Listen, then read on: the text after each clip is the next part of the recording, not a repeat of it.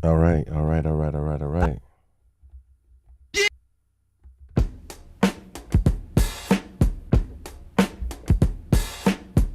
All right, all right, all right, all right, all right, already.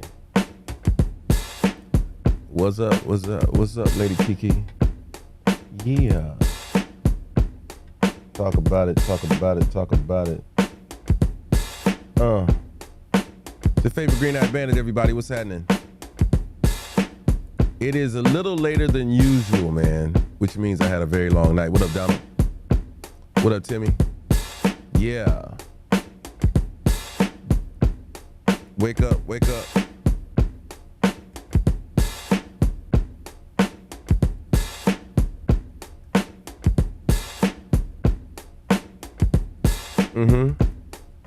What up, Miss Slade? What up, Mary?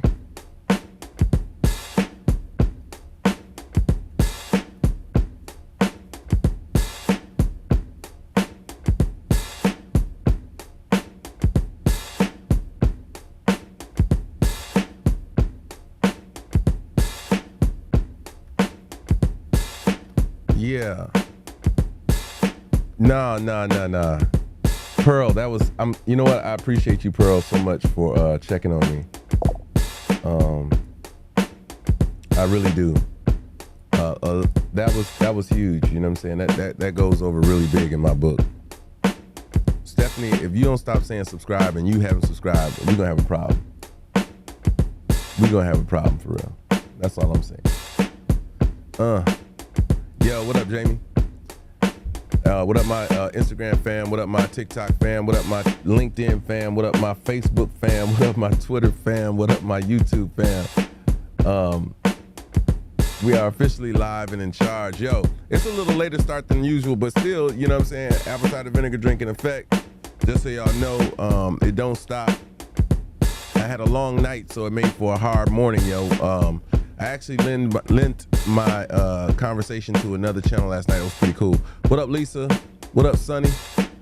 Yeah, we're multi-streaming. We are, like, on a regular basis. We're multi-streaming, multiple lives. So there's not a place you can't catch me at. I'll repeat it again.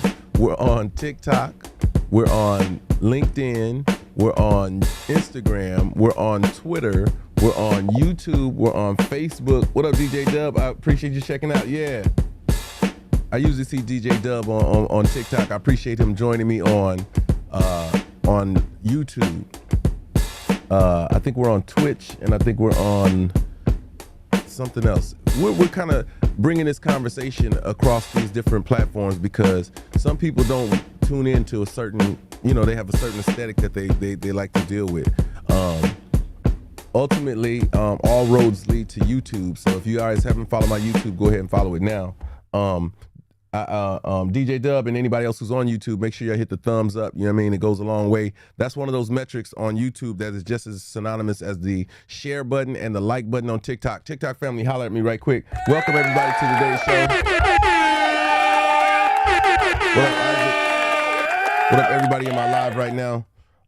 Let's get it started, man. We're just gonna pick up, I think, on some of the things that we talked about yesterday. I know nobody's watched the Tricks of the Trade or the Waters. We haven't had the opportunity to dive into those yet. But check this out. That Drink Champs interview is still up with Kanye West, and I implore you all to go watch it so you can really understand better where he's coming from. Yeah, this Fife shirt, you know what I'm saying? That's what we do. Good morning, service not good, just wanted to speak. Well, okay, that's what's up, Letitia. You know what? You always show up and show out, so you ain't got to say that. I know where your head and heart is at. What up, Gina? What's happening? Welcome to the live. He said, I'm coming to all of them to a network near you. Yeah, that's what's up. So let me tell you about yesterday, right? Because yesterday was super interesting. I went on, you know, after the conversation, you know, when you talk about these things and they're not easily wiped off, you know what I'm saying? Like, it resonates with you throughout the day. Hopefully it did for you guys, and hopefully you guys went out and did some research and did some background on some of these incidents, you know, on some of these conversations. And I thought they removed the Drink Champs interview, but I'm like almost like an hour into it right now. It's a 3-hour interview, and it's really interesting. I love his perspective, of course. But I had this. I went to. I dared to go back to Clubhouse, which I already told you guys. What up, Hummingbird? That the platform itself had changed, and it's not really. It's one of those places where it's just really different right now. If any of you have been on TikTok or on Clubhouse and have come from those waters of Clubhouse, then you understand it's missing something, and the energy and the frequency is way off. There are very few and far and in between rooms that are supportive. Mary, I appreciate the Cash App. Thank you so much. There are rooms that are when you go on Clubhouse, it's a conversation platform, meaning that's what's up. That's what's up. Pearl said, my husband and I had a deep conversation about it. He raised an eyebrow. Yeah, Key, Clubhouse is still around, but it changed. I understand its mistakes as well, but I still got mixed feelings on it. That's cool, Donald, on Instagram. It's okay to have that. You know what I'm saying? It's okay, but that's what we're talking about and kind of working through so you can understand. And it's funny, he doubled down on a lot of stuff that I said. DJ Dub, I see you checking in on Instagram as well. What up, Jera? But I went on Clubhouse, and normally, now if y'all know anything, like Clubhouse was a huge part of my succession as far as influence and having a conversation. Always, Tim. So I got on there. What up, Cookie? I got on there yesterday, and I usually just peruse through to see what's going on. I'm gonna call you Turbo. You got it, Turbo. I go through and I peruse through and I just listen. I look at the rooms. What up, Tashi? And see who's doing what. You know what I'm saying? I want to see who's on the platform, who's building or who's tearing it down. And I checked into a room yesterday. It was called something like the Kanye West and the Fake Woke or something like that, right? And I knew I was walking into dangerous waters. I had done this once before, and it was a room with these fake religious people in it, and they intentionally, you know, when you have, I've got about 56,000 followers on Clubhouse. And when you go into those lives, when you go into those rooms and they click on you, they see the high number count that you have and they want to bring you up immediately. And that's just the culture of the app. No shade against anybody. It's just the culture of the app. And I went in that room, that religious room, but they were like on some off the beating path type stuff. It was real crazy. And so the debate of Fritzy and Bailey, yeah, y'all make sure you go back and watch Pearl. Go back and watch the debate with Kamala and Biden so y'all can really understand just how much they hate each other and just how much neither one is qualified to be where they're at right now. But these dudes attacked me, you know, at the time I had blonde hair and everything, and they attacked me. It was a few of my people in the audience that caught it and saw it, you know what I'm saying, and admonished them for it. But it was really, really trippy, right? And I vowed not to walk in those rooms. What up, Juice WRLD? Like, I was like, I can't go in unprotected spaces, right? And this is all full circle with the Kanye West situation as well. He went into a space that he felt he should have been protected in, and then the next day, you know, it kind of went, you know what I'm saying? It's bad, you know what I'm saying? So I went into a room yesterday. It's called Kanye West and the Fake Woke or something like that. And I was just interested in hearing it because we had just had a conversation about it. You know, it was fresh on my mind. I was like, let me just listen. And as I'm listening, you could tell that it was a very, the lines were, what up, Jalissa? The lines were funny drawn, meaning the men in the room were effeminate and the women in the room were masculine, if that makes sense. So you get an idea of what we're dealing with. So here I come into the room, a masculine heterosexual male having a conversation. You know, I can't remember if somebody asked me a question or if I had if I just brought a perspective for them to, you know, to chew on. And the minute that, you know, I knew I was going to get attacked. I knew it right away. The minute that I said something, and it was really like it was more of a inclusive conversation from what they were already having and just a narrative that they needed to include in it that they hadn't. One of the men, I did, Mary. Yeah, I said thank you too. I think I did. I don't know how to check it while I'm live, but it sent me a notification. Mary said that you sent the Cash App. Thank you so much. I immediately he started saying words like I'm so triggered by da da da da da, and he went in on some craziness, and I was like, and then the women in the room would try to backhand converse, meaning they say stuff like, well, I'm not talking about you directly, Scrap, but some people, and when you say stuff like that, you are talking about that person. You know what I'm saying? Like, you are, when you mention people that way, you're absolutely talking about them. So that was the culture of the room that I was in, and it's one of those rooms where once you realize that you're in a snake pit, you just got to stand still. And that's what I did. I stood still as I heard these people saying these different things, of course, without knowing me, and making these judgment calls like, see, Scrap, you're like the kind of person. It was those. And I was like, I could have defended myself and said to them, that's, I could have corrected them, but you have to understand where you're at and who you're around. I had no protection in that room. There was gonna be no protection in that room. There was never gonna be an understanding, and they were all set to feel the way that they felt. Those rooms are toxic, and that's why I stopped participating in Clubhouse, especially not being a moderator. Now, being a moderator, you have some power, and people respect the conversation differently. When you're not a moderator, these people get this power control, and the way that they use it is very toxic. You know what I'm saying? So imagine this.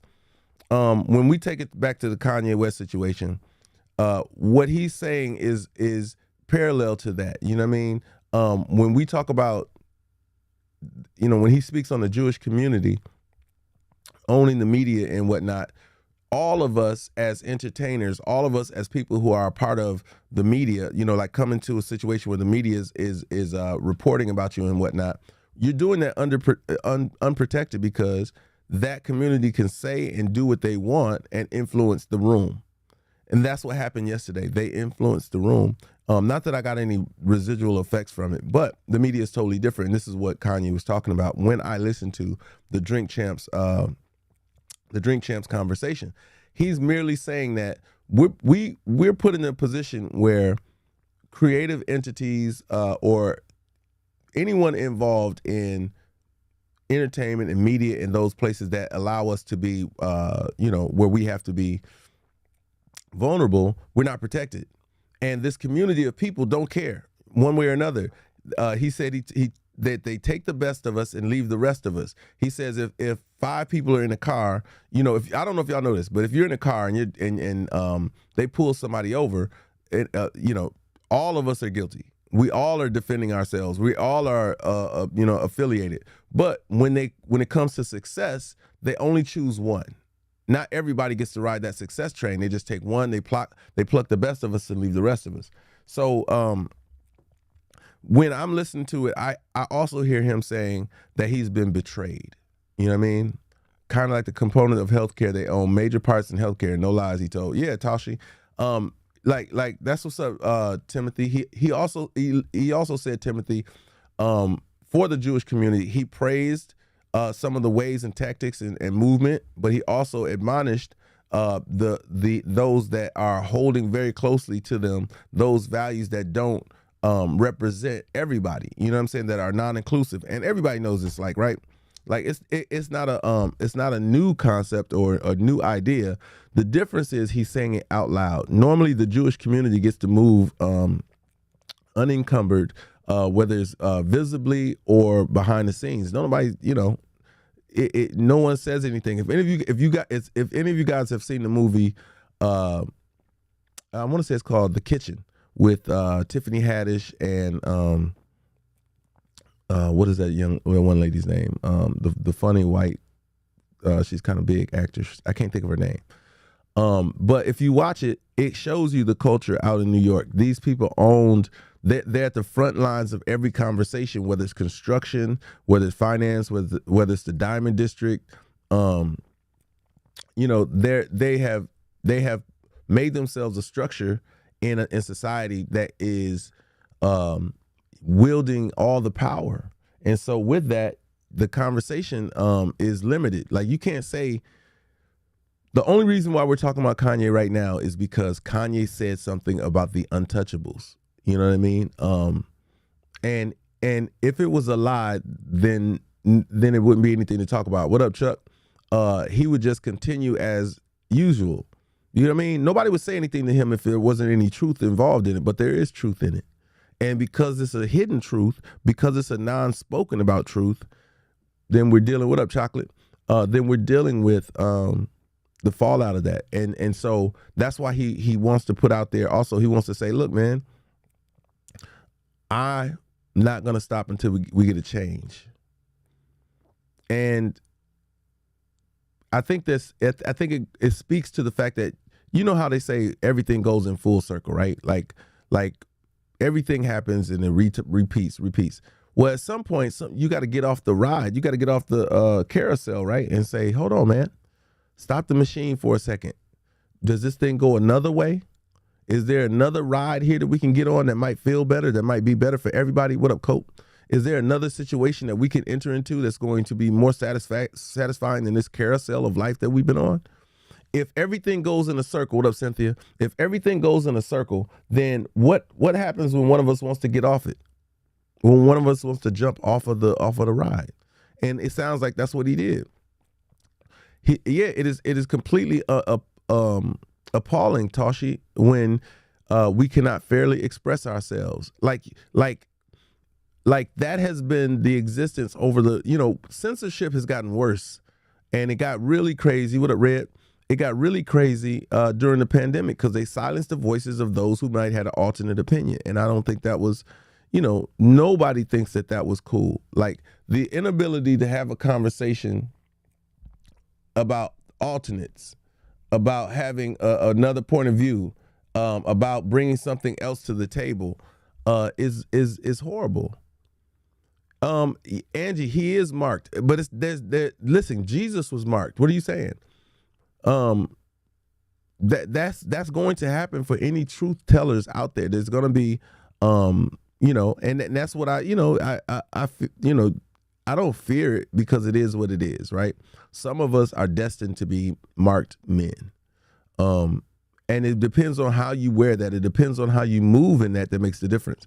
And hopefully, he gains the support that he needs in order to continue. The last thing, the one thing that all of us are challenged with is support. We're all challenged with great support. He said in this conversation that he had to remove some people because they were saying they were the voice of him, that, that they were speaking on his behalf. And that's when things really go wrong.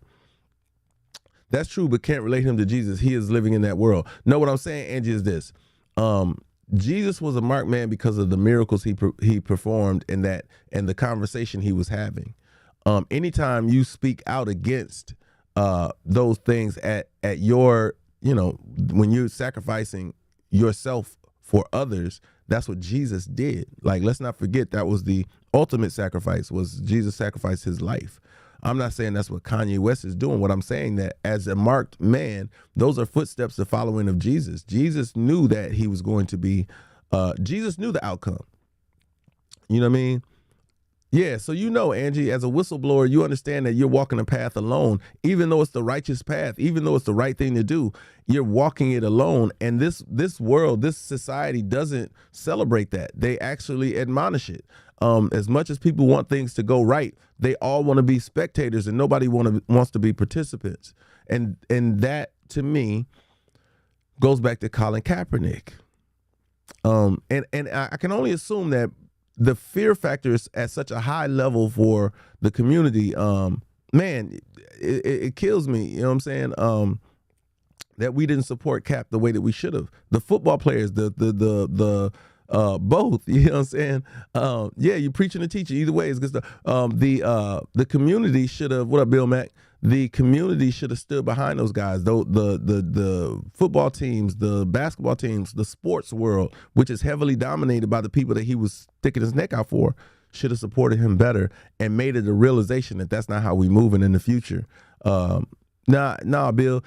He didn't get any support, bro. His messaging and what he wanted, what he was shooting for the community, was exactly what is needed, and nothing has changed as a result of it. And I'm sure at some point he said nobody's helping, so I gotta take care of myself now. I try to take care of everybody, and I received a lot of the damage, so let me change it. But to Jamie's point, people have short-term memory. Prince was speaking in the same lane, and now he's not here. People keep being blind, and we keep losing these people who are willing to stick their necks out. Prince said it like, yo, they're taking our money. They're giving us pennies on the dollar for your $1 million creativity. Michael Jackson said it. There have been several people. George Carlin said it. It's a party, and we ain't invited. And so the only way you get to get invited, what up, Broken? The only way you get invited to any of those parties is you crash those parties. Why he didn't take a knee when he was a starter and had a leg to stand on? As a starter, Bill, he doesn't have influence. Like, you can't come in. You as an influencer, one thing that you know is that you can't come in and turn things around without people supporting you. He felt he may have had the support of everybody while these incidents were happening. You can't just run in and say, hey, everybody, let's go this way instead of the way y'all been going. Nobody gonna go with you. But once you get in, it's be like, yo, Cap is really good with directions. He's like a compass out here. Like, he really understands the climate of things and where to go. Then people are gonna say, you know what? Cap gonna be like, hey, we should go this way, y'all. This is kind of crazy over here, man. This ain't even the way we should be going. Then and like he did, he had some people to go with him. All right, Timothy, hit those spin classes. He had a couple people say, yo, I'm rocking with you, Cap. He wouldn't have had those people as a starter. He wouldn't have had those people without the visibility he had as a talent. Ain't nobody following the whack talent. They following the dope talent. If Michael Jordan at any point in his career said, I need all the basketball players out here to just take a knee and don't do da-da-da-da, a majority of the basketball players would have done it because Jordan had mad influence. If Kobe had said, hey, man, I want y'all to corral around this idea, man. We need to do da-da-da, people would have listened. But you got to have some level of influence in order for that to change. And that's why Kanye West at the top of the food chain, at one of the tops of the food chain, can influence the kind of change that we need. But people have to listen, and he needs the support. What do you mean that's your point? I'm saying to you that in order to change things, you have to be a change maker. Most people follow people because of the success that they've had, meaning that they know what they're talking about. They're in their right mind, and they are what's today? Okay.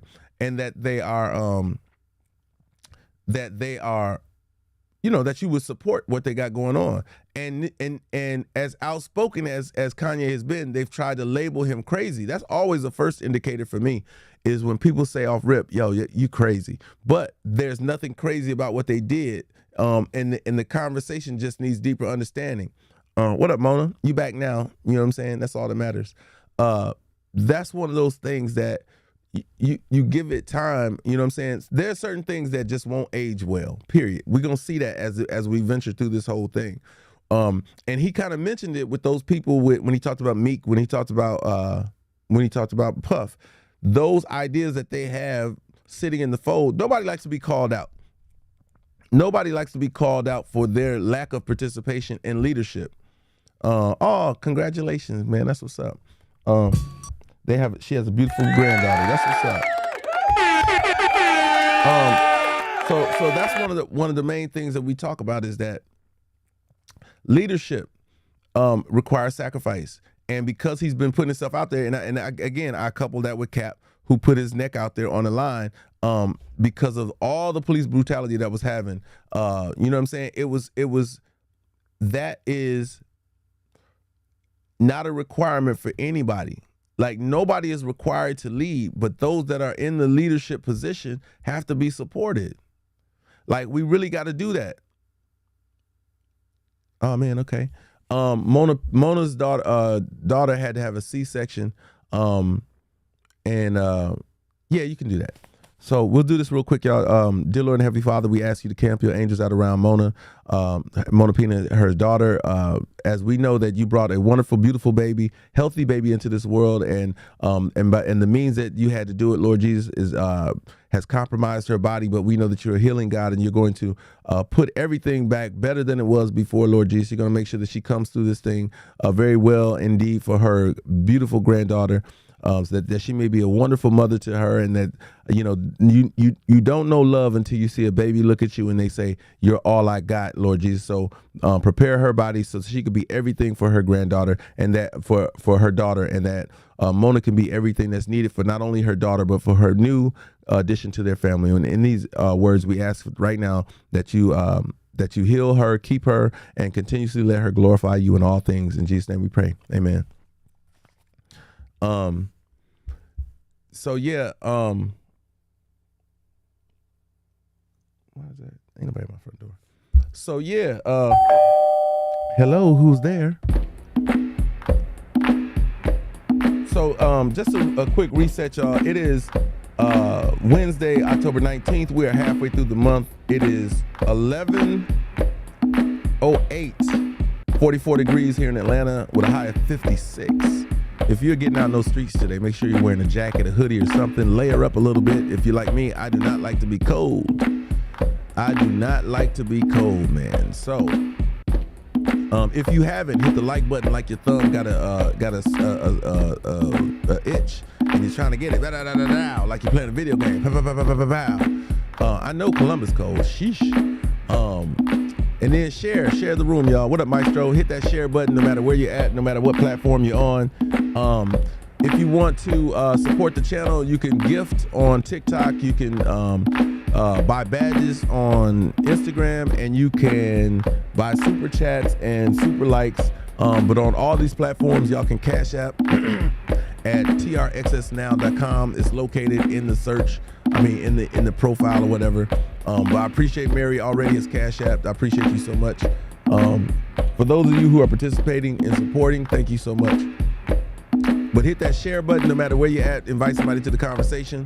You never know whose situation we're going to change. As we're talking about, the perspective of one of the people who is a heavy influence in this world right now, Kanye West. It's a lot going on when people are apologizing for your participation in their platform.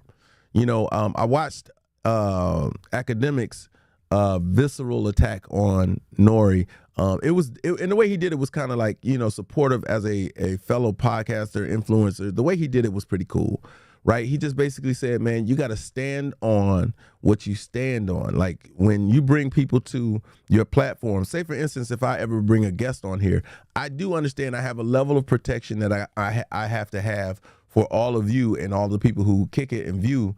But I also have to give them the latitude to be who they are so that you get them straight, no chaser. You know what I'm saying? So that you get their conversation. It's not my opinion all the time. There may be some things that I agree with. There are going to be some ways I'm going to curve the conversation to make it more edible for my community. But for the most part, I got to let him talk. I got to let him say what he's saying. I want him to get it all out. I want it pure. I want it raw. I don't really want to influence the conversation. And I think Nori did an awesome job of letting him breathe in a conversation. He did a wonderful job of having the conversation. I think what challenged me was the apology. You know what I'm saying? I think that was disingenuous. I think for him to go back and apologize on behalf of Kanye, to say that Kanye, those aren't the views of the station. You don't have to say that. Most shows have a disclaimer either at the beginning or the end of it that basically say these are the views of them. It's not the views for me. Yeah, Demarion, he apologized on the Breakfast Club for having Kanye West there. He also said he waited too long to you got to finish that sentence. But I don't think Nori did anything wrong in that regard. I don't think that either one of them did anything that was so egregious. The fact that the family of George Floyd is trying to sue him for something that was public knowledge, like the first autopsy that they gave George Floyd showed he had fentanyl. You know what I mean? And Demarion, he can't correct him on his statement. All he can do is absolve himself from the statement, right? You when you have a guest on your show, they gonna say some wild stuff. But in that, that's when you say, oh, well, shoot, Kanye, I know that's your opinion and that's how you feel, but how does that affect? You know what I'm saying? You make sure you distance yourself from that POV. And when you do that, that's enough. And your loyal fans and your community will know that that's not what you're a part of, that you didn't sign up for that. That's what made shows like the Phil Donahue show great. That's what made the Geraldos and the Jerry Springers. It was those outlandish, crazy conversations that were coming from everybody else that made it exciting. The Oprah show when it started was all controversy. You know what I'm saying? The controversial parts is what made these shows as dope as they are. If y'all don't think that this conversation that he's having with on Drink Champs isn't catapulting Drink Champs to the top, Academic said it. He said Drink Champs is #1 on Spotify right now. That part, Tashi. How do we sue about facts? But that's what they're doing, right? They're actually suing him, Tashi, about facts. But on the flip side of it, the Jewish community is admonishing and trying to Me Too him, or they're trying to cancel him, or very upset about that same thing, about the facts that he's stating. These aren't guessworks. Like, these are things that most of us already know, especially in entertainment. We know who's at the top. We know who's pulling the strings. We know who's making these conversations happen. We know who those people are. And some of us still choose to involve ourselves with them because the benefits outweigh, the pros outweigh the cons. And that's really how we live life nowadays. The pros outlive the cons. People are working jobs where they can't stand them. They can't stand the coworkers. They can't stand the environment. But the pros of getting paid outweigh the cons of not getting paid. You know what I'm saying? We get into these situations where we know better. All of us, we know better. Every last one of us, we know better. But we still continue anyway. We still participate anyway. We still involve ourselves anyway. Y'all know that about some of the relationships y'all jump in and out of. We know better. But the pros outweigh the cons. We have more fun than, you know, I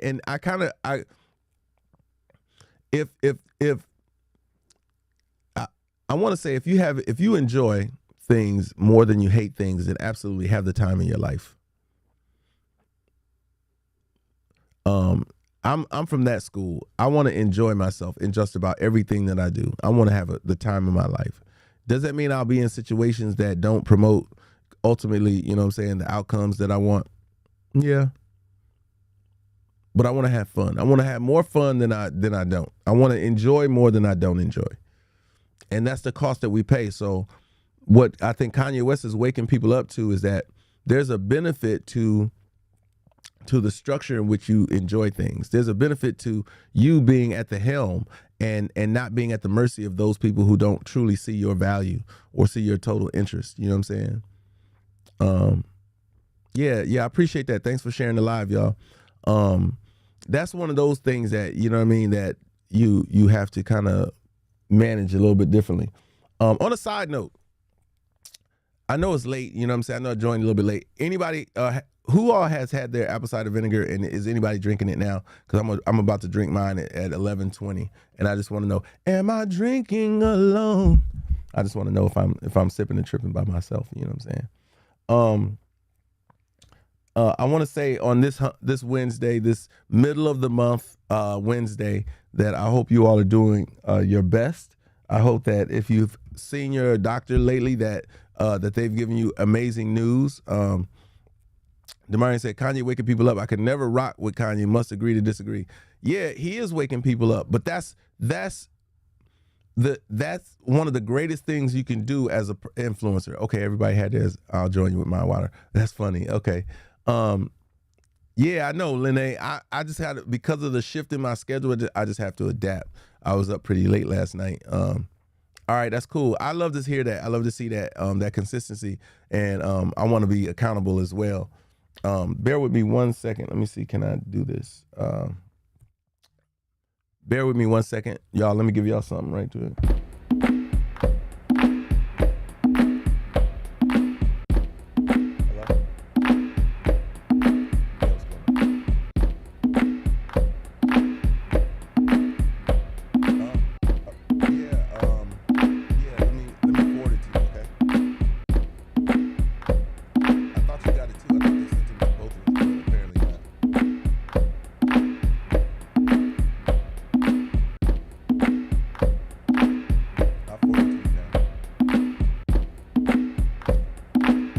All right. So, give me 1 second. Let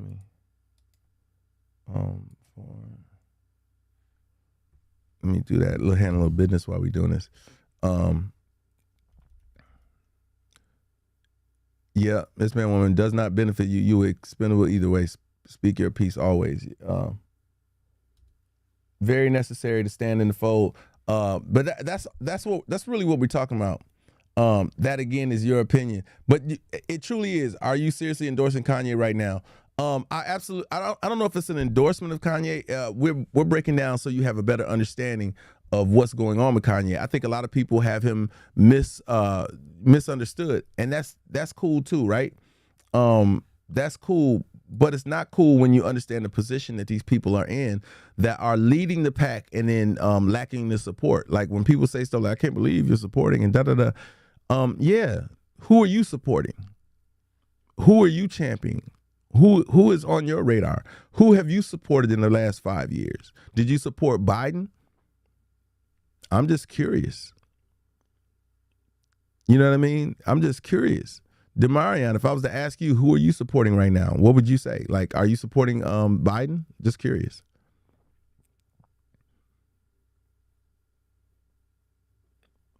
One thing, it wasn't Kanye and it wasn't Trump. After your conversation yesterday, I understand him now. Yeah, Pearl, I think that people are going to stand on similar to that room that I mentioned on Clubhouse. People are going to stand where they stand.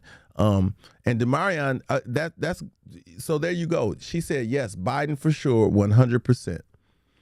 That for me gives me an understanding that you're supporting a president who's incapable of getting the job done, but you're supporting him 100%. Can you tell me something, Demarion, that you're proud of Biden for doing? Because it's important for us all to grasp an understanding of what you see that the rest of the world doesn't see.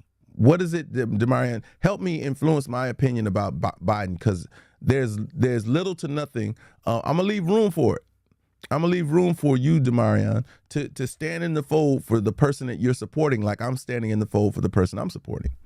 I'm just curious to know why you feel you should give 100%.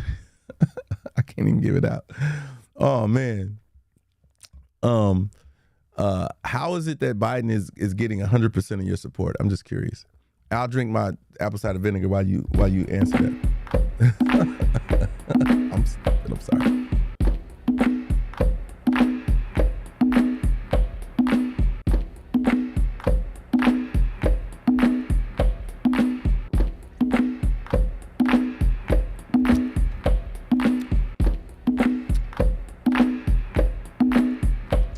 Right, and it's not an endorsement, it's clarity, Jira.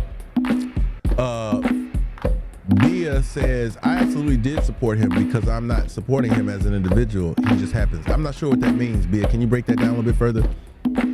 Like, I'm not sure what that means. I thought Kanye was diagnosed with bipolar disorder. They have to diagnose you with something. What up, Amelia? Welcome to my YouTube live, Amelia. I see you. Hit the thumbs up over there so they know you're in the building. To be the figurehead for the side of political discourse that isn't. Oh my God. So I'm still waiting on Demarion, and then we'll get to you, be a financial. I'm just curious as to know the success of the current presidency. Who's trying to take us back to the 1880s?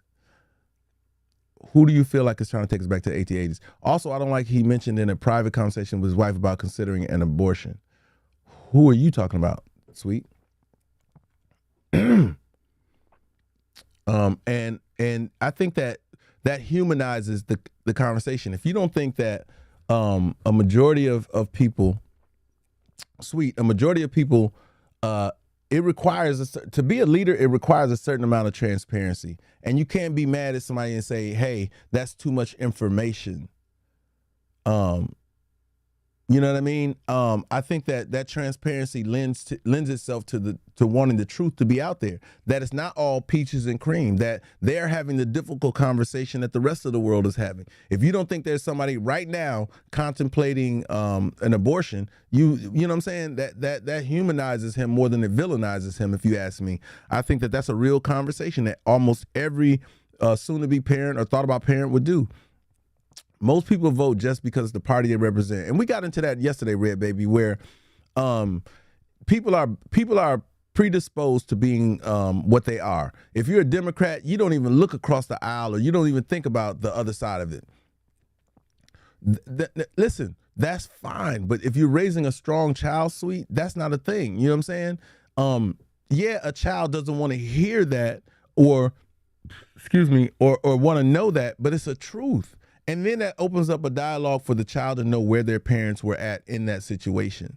It's very much more educational than it is demonizing. So I look at those, maybe we don't want those opportunities to engage, but once they're there, they actually provide a great educational moment. Imagine if your parent had told, if somehow you got knowledge of this, and you had that conversation with your children. Your children are going to be more appreciative that you had that conversation, so they understand you better and what you've gone through and where you were at the time. Most parents don't even talk about the history of their life with their kids. Their kids have no idea who their parents are. And again, that kind of transparency lends itself to a great educational moment, and we can't run from those. We have to take those head on. I've noticed Demarion has gone silent on her Biden conversation. Maybe she'll come back and she'll share that with us, because I think it's important to hear. When you say you support this current government, this current presidency 100%, it just blows my mind. There's nothing beneficial about him being in office. I'm sorry.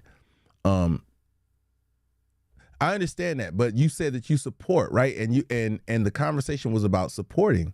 Is about who we're giving an opportunity to understand better. When I look at the current situation of the person you're supporting 100%, similar to you asking me about about Kanye, I have to give that conversation back and say, what about Kanye West has influence because of what he's done, in the culture. But what has this current administration done? And they've done it for years. You know what I mean? And Teray, I'm still, again, it's ongoing because I'm still watching it, but the bulk of it is, I don't see anything deplorable that they're talking about. I think the thing they're trying to hang their hat on right now is what he said about George Floyd, but it's the truth. But the problem is, so many people have not dug in or planted their feet in order to see the truth. And people are ignoring the truth. And to Jamie's point earlier, Jamie said it, man, they're preying on your short-term memory. Now, more than ever, you should go back and look at those. Like, if anybody has a discrepancy about what Kanye's saying, it's all searchable. It's all researchable. No, it is the truth. Yeah, Red Baby, the team of the two of them are horrible. Neither one of them should be in either position. Neither one of them should flip-flop or be in either position. Demarion, please do the research and then you'll see it. The first autopsy talks about George Floyd having fentanyl in his system. They talk about it, and every bit of it is foul. Every bit of the conversation about George Floyd is foul. And if you don't see that it was a setup, if you don't see that it was predestined to happen, if you don't see that this is that whole thing, like I said, one of the things that should have been an indicator for everybody is the fact that they tried to make this, at the time, crook. They would have considered him a crook. You know what? You know what you never found out? Here's a question for you, Demarion. Did George Floyd present a fake $20 bill? Remember, they only detained him for the conversation. Oh no, so Demarion, that just shows me that you have no idea what's going on. She says he didn't die with the drugs and he died with the knee on his neck. No, I'm sorry. You clearly did not watch it. You clearly are uninformed. And we'll leave that right there. Yeah, we'll leave that right there. We got to leave that right there for you, Demarion. You are ill-informed, big time. No, it's not an opinion, though. See, Demarion, you are stating an opinion. The facts, these are documented. These have been talked about in the court documents. Tell me what makes it fact to you, because if it's in the court documents, Thank you, M. Stop. Wrong. He did have drugs in his system. Facts. You know they did an autopsy on him, right? Like, you do know that, Demarion. They did an autopsy on him that indicated he had fentanyl and other drugs in his system. If you watch when he got arrested, he was aloof. Like, he was aloof when he got arrested. You don't foam at the mouth from a knee on your back. That's not how that works. I mean, clearly I'm informing you on some things, and this is some new information. So I'll wait for you to digest it before you respond. So let's rewind just to clear up this part that is going to be, what we're going to hear about more in the future. George Floyd got rolled up on by the cops. So let me help y'all understand why I say it that way. George Floyd was sitting there in his car and got pulled out of his car by the cops. What that means is this: he waited around for the police to show up. He was not detained. Now, why does that make a difference? Well, it makes a difference because, A, everybody in the world knows it takes cops 5 to 10 minutes to get to any location, period. It just takes that long. I can't tell you why, but it takes them 5 to 10 minutes to get there. So imagine this how it goes. Hey, I like to report. I don't know anybody who does this. I like to report a counterfeit $20 bill being dispensed. What usually happens? Has anybody else here's the thing. Has anybody on my live had a fake bill before and tried to spend it? You don't get arrested. Y'all do know that, right? You don't get arrested. You have to put back the merchandise, and they tell you this isn't going to work. Does anybody know that? Listen, I mean, I'm just really going back through the whole circumstance now. $20 means he put up something on the counter that was worth $20. When the guy said it was counterfeit, a sane person would have said, "Oh, snap, really? Oh, man, all right, well, let me get that 20 back. Let me go over here to the bank and see what's going on."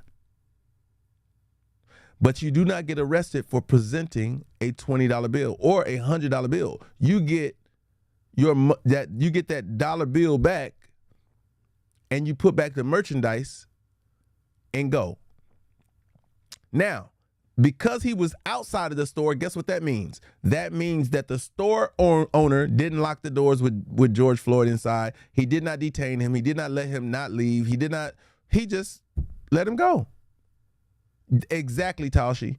So now that he's put the material back or whatever he asked for and kept it moving, what law did he break? None. Right? So now let's take it a step further. He's outside in his car after being accused of a crime. Who sits there and waits for the police to come?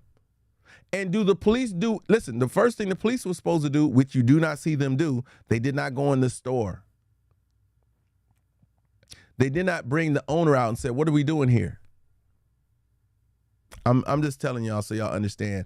Demarion, I want to make sure that you understand the things, that the order of events, so that maybe I can get that critical thinker in you to wake up. Maybe I can get that stubbornness that you want to hold on to your own ideas to come up. These aren't my ideas, by the way. These are not my account of the events. I'm just telling you what happened. Now, if you can't consume and regurgitate that's more about you than it is about the incident, and it's more about you than it is about my opinion, because my opinion isn't rooted in it as deeply as you'd like to make it seem. So the owner came out, Savannah, and he presented the $20 bill to. Let's go back, because if Savannah has new information, I'm welcoming that. You know what I'm saying? You ain't got all the answers, Sway.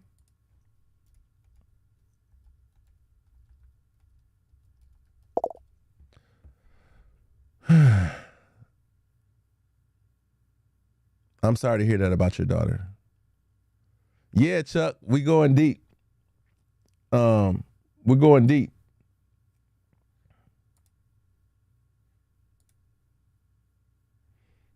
We're going deep.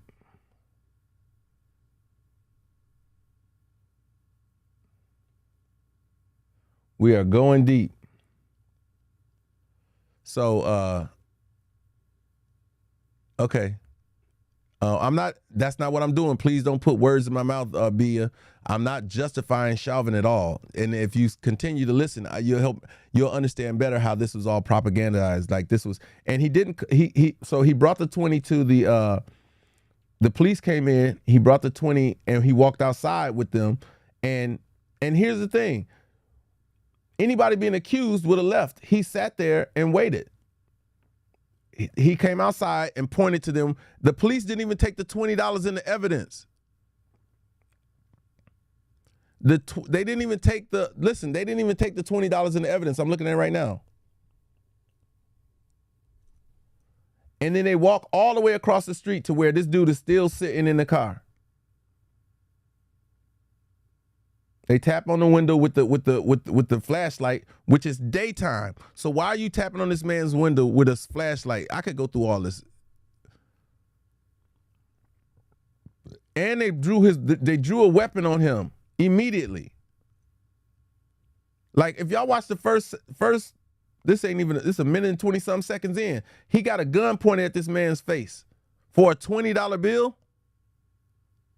Come on, man. If y'all don't see this stuff was triggered from the beginning. Triggered from the beginning. Let me put on closed captions so I can see what he's saying.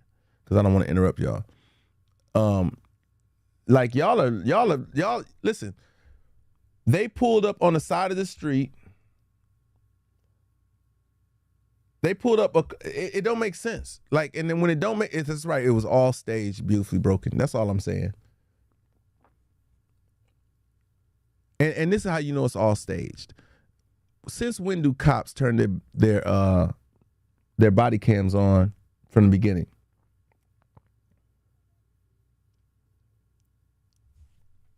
And the owner, listen, the owner has a gun on his hip. Yeah, it was staged, Savannah. I hadn't watched this perspective before. This is a new, the full body cam footage of George Floyd arrest. I hadn't seen that before.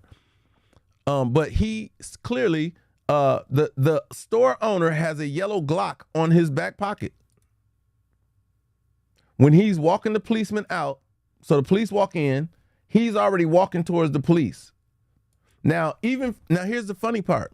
From the armed paramedics, when you watch that, here's the funny part. And I noticed a lot of stuff, right? From the angle at that these people's store is set up, they would never see this dude pull up. Jalissa is funny. They would never see this cop pull up. So for them to start coming around the counter, they're meeting the policeman halfway into the store. So okay, we can leave that for expectancy, right? But he's got a yellow Glock in his back pocket. The police say nothing to him about, yo, hey, you got a pistol on you, bro? Hold on, let's put your gun away. No, but it's not right, Red Fox. The gun driving thing, that's a red flag. They're not supposed to approach you with their gun unholstered because there is no conversation on record or whatever where they're saying that George Floyd was packing or that he had threatened somebody or that he had a weapon. That's the only time they're supposed to approach you in that manner. But here's the other part. He walks up to the window with a flashlight, with the big flashlight, and taps on the window. Now, who does that unless they're already planning to escalate a situation? You knock on my window with a flashlight thing, I'm rolling the window down like, yo, what's the problem? Knock on my window like every other police officer would do to get my attention if you don't have it. And then not even moments after he does that, he draws his pistol. What up, DDT? The store owner walks out and just points at the vehicle. Now, it begs to say, why would you still have the $20 bill as evidence, right?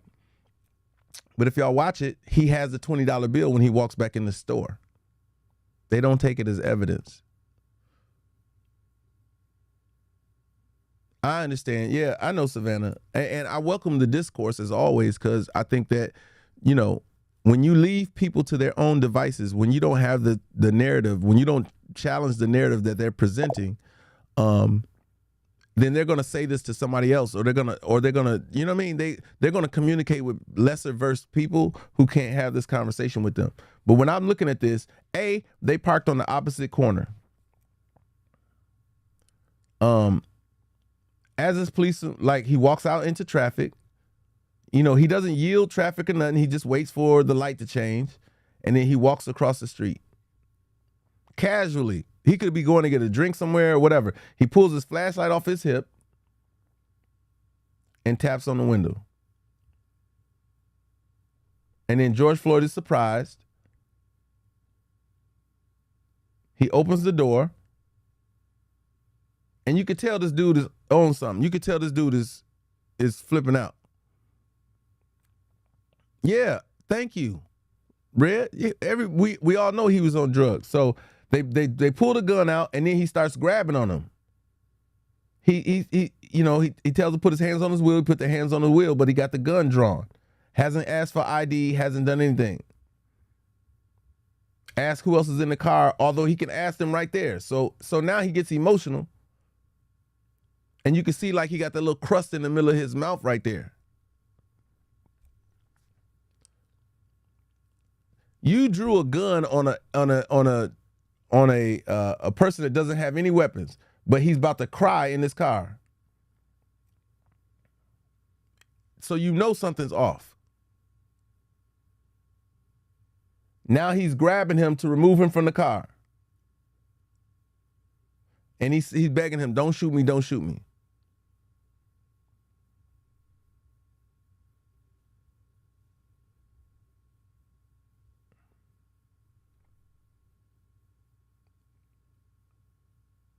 The baby mama gets out the car. That's unreal. I've never seen a cop come up to two people in a car and they don't detain the other person with they didn't approach the other person that same way. Like, I've been arrested before, y'all. I know this is not it. Yeah, but they don't know that approaching him, right? So they pull him out of the car. The body cam is really close to his body, whatever. And now he ain't resisting arrest, but they treating it like he resisting arrest. They got his arms all folded up crazy. Y'all know how they do. He's not resisting arrest. They're twisting his arm, and I'm sure he's like, yo, what are y'all doing? So now they got cuffs on him. Officially, when you have cuffs on you, you are subdued. They got two, Taushi, right now that I'm looking at. And they're detaining him all kind of crazy. Like, they got the shoulder lock on him, and, the way they hold you with the shoulder. So they got him detained, and they're twisting his arm. And they're grabbing him aggressively, both of them. And now they got him on the ground. I'm watching this in real time, y'all. I'm just telling y'all what's happening. So it's just one cop car there at this point. Two cops total. The other person, now another cop car pulls up. No crowd is forming yet. You know what I'm saying? Somebody's trying to video from across the street, but of course, you know what? You've never seen that video. You've never seen the video of the cop of the people filming from across the street.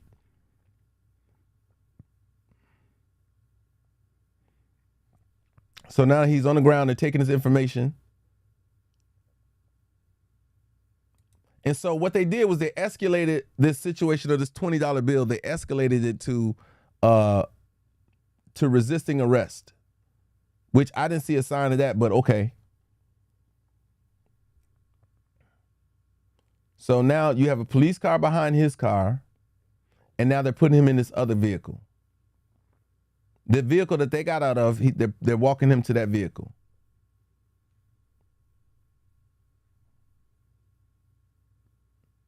And and now they push him down to the ground before he's about to get in it. There is no, I'm surprised the closed caption isn't working. It's like nothing to be said. I'm sure there's something being said, but I don't have it. You know what I'm saying? What up, Lola? and they're about to put him. I went through all this stuff. I just not this version of it. This police cam. It's still just 2 cops right now. Now they're doing the check on his clothing before they put you in the car. They want to make sure you don't have anything to harm yourself with or whatever. And it looks like a 3rd cop car has now pulled up. These 2 cops look like legit cops, but I don't think these are the 2 that were involved with what was going on. Let me see. He got a crack pipe that was in his pocket. And he says, please don't leave me by myself. I'm claustrophobic.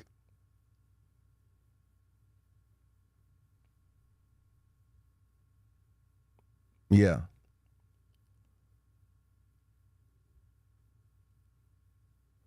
And he's just saying all the most random, like, I'm on drugs conversation. And if you've been arrested before, they've gotten him to if he's ever been arrested before, they've taken him to the hospital. I mean, taken him to a jail cell before. So this whole cry out of claustrophobic and all that, he understands that's a condition of being arrested. They check his pockets for a 3rd time or 2nd time, trying to look for drug residue, looks like. So they put him in the car. Well, they're putting him in the car. And he looks like he's resisting that a little bit.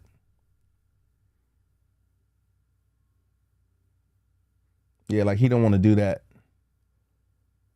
But they're still handling. They're not handling him like he ain't. Like if anybody's seen somebody trying not to get in the car, they really like go hard. They go hard in the paint. So he getting in there. They pushing him in there.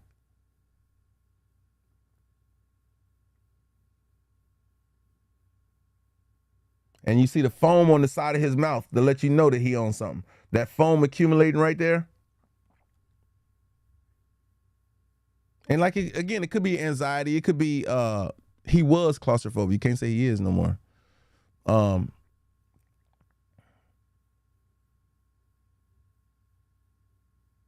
Now here comes 2 other cops. They're putting their gloves on and look like they're about to try to assist. And somehow, does he have a seatbelt on? No. Okay, that's the way the seatbelt is set up. Okay, the seatbelt was in the way. So now the other coppers went to the other side to pull him through. Have you known anybody? Has anybody known anybody to die from claustrophobia? Now they're pushing him in the car. Now they're pulling and pushing. One is pulling him, and the other one's pushing him to get him in the car. Because he could tell that's not something he's trying to do. But they got him in there. They got him in the car. He got both feet in there. Now the other dude pulled him out on the other side. That's the dumbest thing ever. Now he's pushing him back inside. It's just this is the dumbest stuff to ever watch because they're making it seem like they can't put him in the car.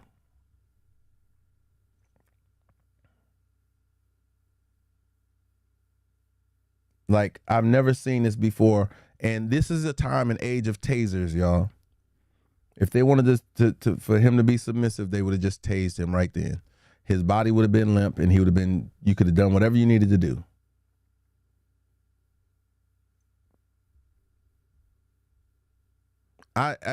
Nor did I, but we had some people in here earlier that just didn't understand what was going on, and this is simple to in terms of I could do that too for my for anybody here. Let me see if I can do that. If I can share the screen, okay, let's do that.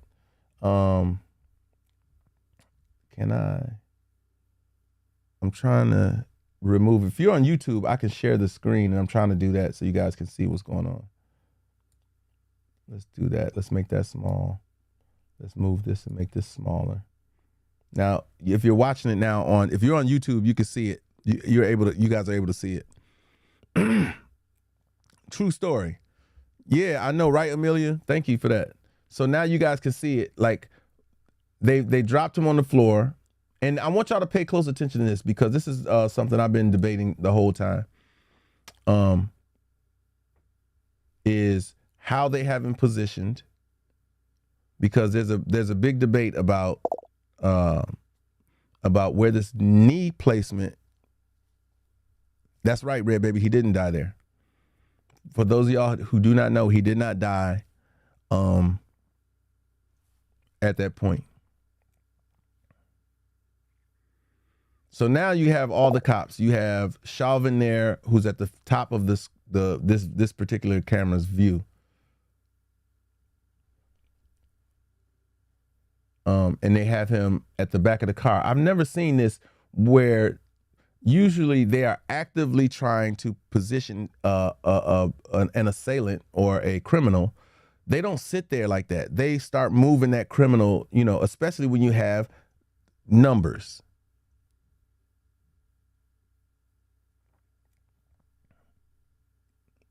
If you are on my YouTube channel, you can see, if you're on my live on my on YouTube, you guys can see it now. I'm showing it on as a part of my clip as well. And it's showing you the perspective from like the third dude. Okay, so the death certificate from the medical examiner is incorrect. You remember there was two medical examiners. The first one is the one who went on record saying he had fentanyl and other drugs in his system. The second one, I'm sure, was to correct the narrative. It's unfortunate from this point of view, you can't see the position of Chauvin's neck and the fact that they're squeezing his hand. If you watch from this perspective, it doesn't make sense. He's subdued. Yeah, the first one was the one that, yeah. No, that's not what it is.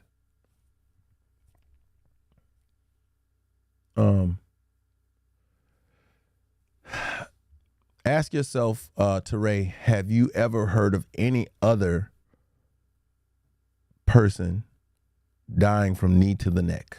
That's all I'd be thinking about, is show me that this happens often. Which one we talking about, Darlene? You know this George Floyd case. What are you talking about? And when people say that, you know, he couldn't breathe, you know he was talking the whole time he was on the ground, right? In order to be not breathing means you can't get words out. That's like when people say I'm choking, but they're saying I'm choking. It's like you're not choking because you can breathe. Choking is obstruction. And but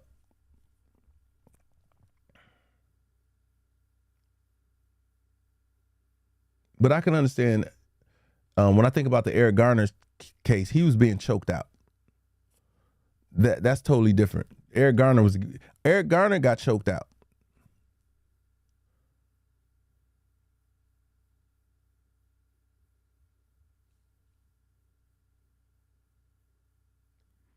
And it's so simple, man. For if somebody's saying that, hold on one second, you guys. Hello? Did you get it?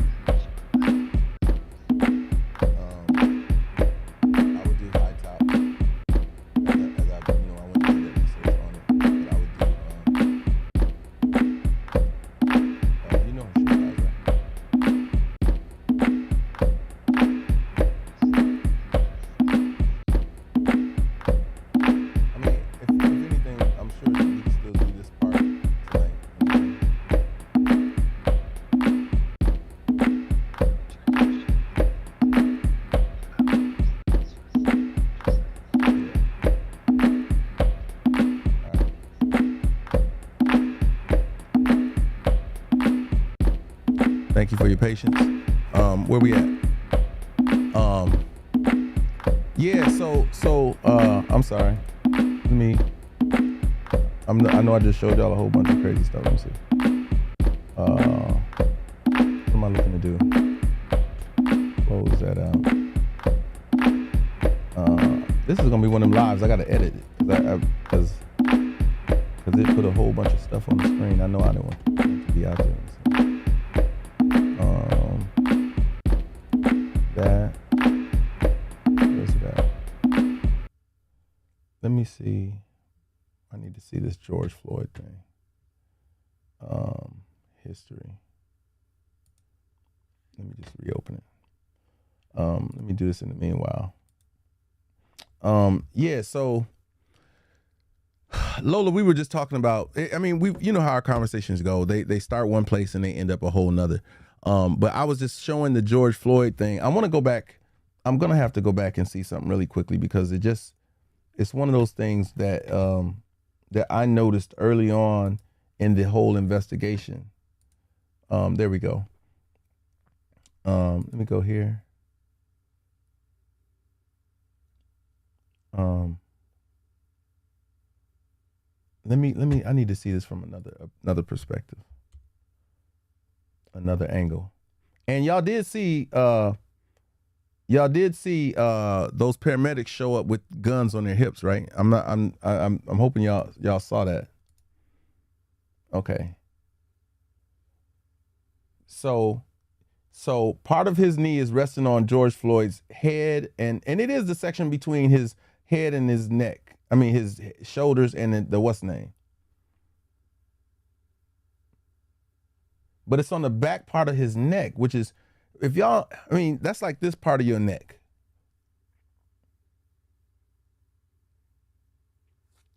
And I'm just curious. I mean, I'm not curious that way, but if you look at it, just again, the angle that this is shot from, the person who shot it didn't move around, didn't do none of that kind of stuff.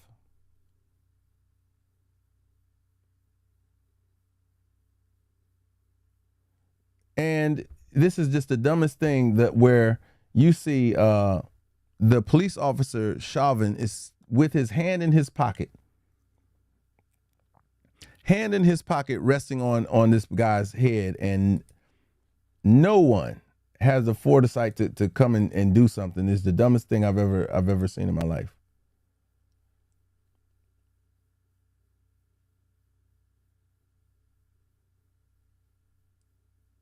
This is odd as hell. Let me see something.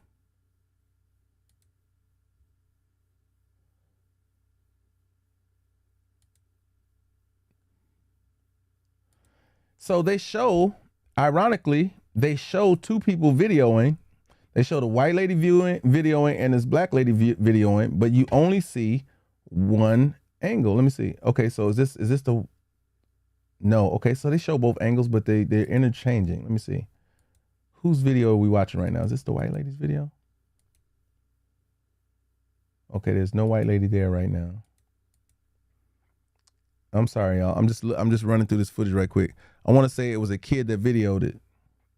It seemed like it, right? It's two people I see with their cameras out while everybody else is not doing that.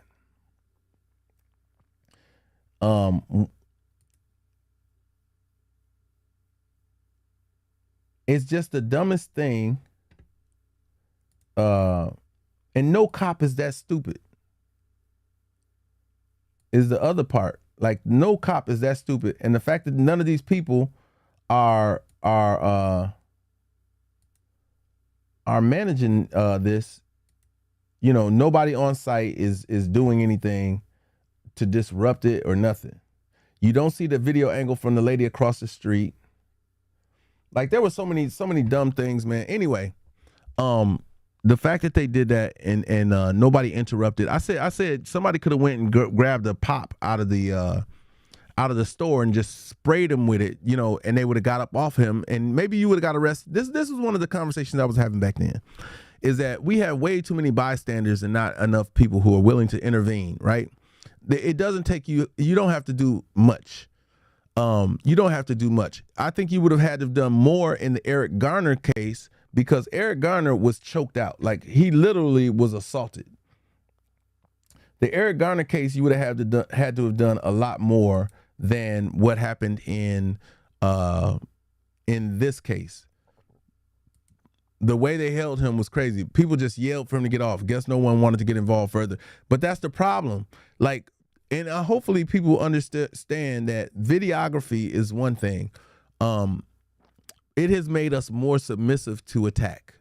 Oh, just pull your camera out. You know what I'm saying? Yes, it has saved, it has given a perspective that otherwise wouldn't be seen, but it hasn't saved, you know, I can't say that either. It has saved lives.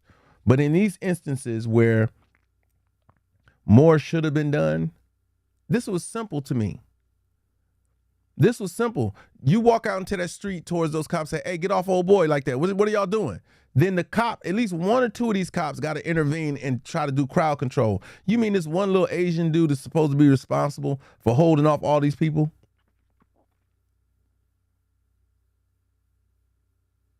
And in the beginning, he don't do nothing. In the beginning, the Asian dude see these people coming up. Normally, what do they say? Y'all, they try to get people back. Nah, get back, get back. Come on, man. Anyway, so it's clear he was on drugs. It's clear that was a part of his system. So when it comes to this conversation about Kanye West bringing this stuff to the light, it just blows my mind that people actually think that this stuff isn't happening. You know what I'm saying? That this isn't a truth. You know what I mean? What drugs?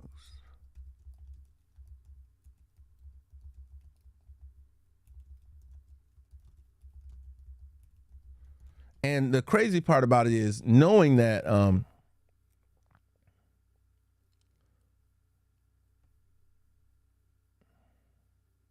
and you got to go back. Let me see. There you go. Do y'all remember all the stuff they said was going on? They said he had COVID. They said he had drugs. They said all this kind of stuff, man.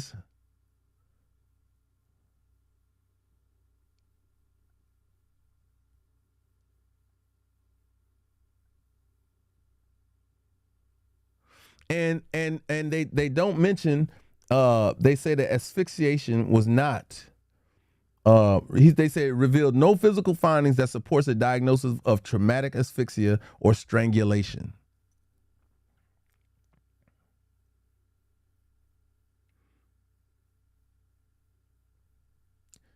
In addition to fentanyl and methamphetamine, the toxicology report from the autopsy showed that Floyd also had cannabinoids in his system when he died. Do y'all hear me? That's the smoking gun in the conversation. What up, Lawrence? Listen, let me read it to you. The medical examiner's report also details blunt force injuries to the skin of Floyd's head, face, and upper lip, as well as the shoulders, hands, and elbows, and bruising of the wrist consistent with handcuffs. Listen to this. Signed by Dr. Andrew M. Baker, says Floyd had tested positive for the novel coronavirus on April 3rd.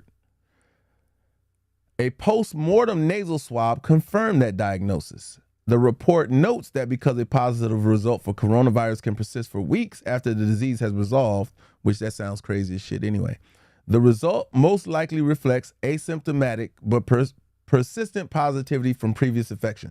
So he's asymptomatic. So why would you even bring that up as part of the situation? In addition to fentanyl and can I do that? Let me see. Let me show y'all again. If y'all are if y'all go back to my live on YouTube, I'm finna show y'all. I don't even have to read this. Look, it says, in addition to fentanyl and methamphetamine. That's the next line. Exactly, Red. Exactly. What up, Ara? I'm reading from, I went to, what is this? NPR. The NPR website. But you can see it on my, the headline reads, medical examiner's autopsy reveals George Floyd had positive test for corona. See, that was the thing they wanted to converse about, was that they was trying to make a big deal out of the coronavirus. In doing that, they leaked this conversation that is so paramount, where it said, right here, I'm gonna blow it up for y'all. In addition to fentanyl and methamphetamine. The toxicology report from the autopsy showed that Floyd also had cannabinoids in his system. Floyd also had heart disease, hypertension, and sickle cell trait, a mostly asymptomatic form of the more serious sickle cell disease, an inherited blood disorder that primarily affects African Americans. Y'all see it right there. I'm showing y'all to it. Look at the top line right there. For anybody who's on my live right now, joining on YouTube, you can see it as plain as day. In addition to fentanyl, that's the first line right there on that. Look, the medical examiner's report does not mention asphyxiation. So when they want to say he was strangled, he was not. However, according to prosecutors in charging documents filed last week, early results revealed no physical findings that support a diagnosis of traumatic asphyxia or strangulation. So when we go back to our conversation about Kanye saying fentanyl was in his system, how they gonna sue him for that? It's right there in the autopsy report.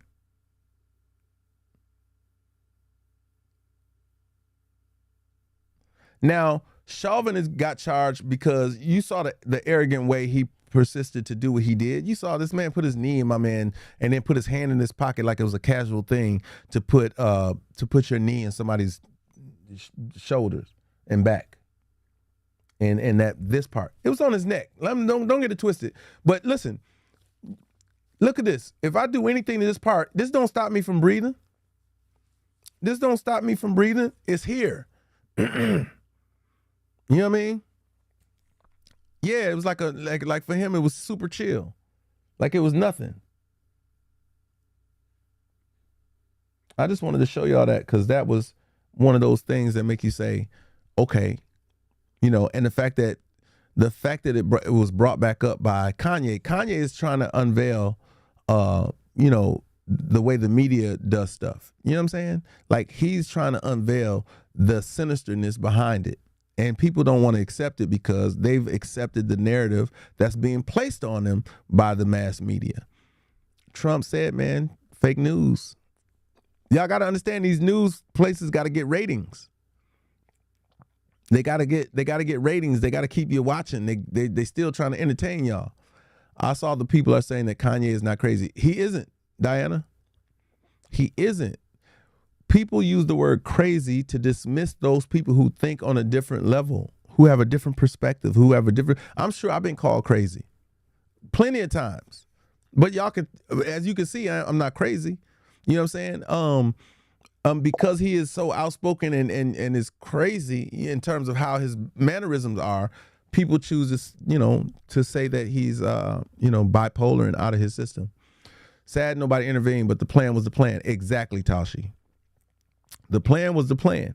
You know, not even shortly after this event happened, there were worldwide protests. Worldwide. Sandra Bland didn't get a worldwide protest. Eric Garner didn't get a worldwide protest.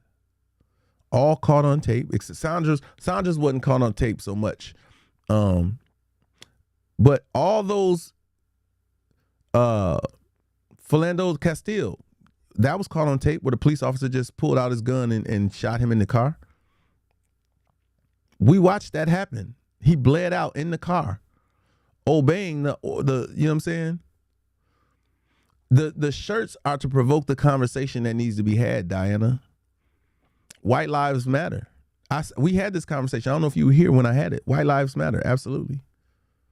But the deeper story, if you watch the Drink Champs thing, the deeper story was the person who was making them was a Jewish. The apparel, LA Apparel, is run by a Jewish company, and they won't distribute his shirts.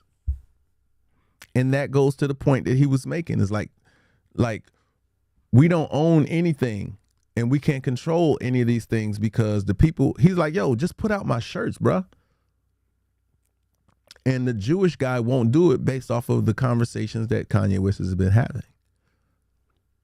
Crazy, right? Like it's bigger than what's on the surface. And again, I go back and I tell you, he's saying he's pulling back the curtain. And a lot of people don't want the curtain pulled back. That's what if y'all don't understand, that's why Epstein never made it to trial. Epstein never made it to trial because they don't want that curtain unveiled. Guess who was unveiling that curtain? Trump. Trump was pulling all those pedophiles into the street. Say, look at, here's the people. Here's the people. Yeah, I mean, professionals, period. Yeah. That's right, Tasha. We only see from our level. I don't think Red believes that Epstein was murdered. Does anybody else share in that opinion? Does anybody else think Red was murdered? Yep. Amelia, I'm reading all your comments. Yep. They were pushing, promoting many of the main tactics, substances they are using to. Yep. That part, Lola. And then, listen, I think that you get away from saying protect Kanye, but you say support Kanye.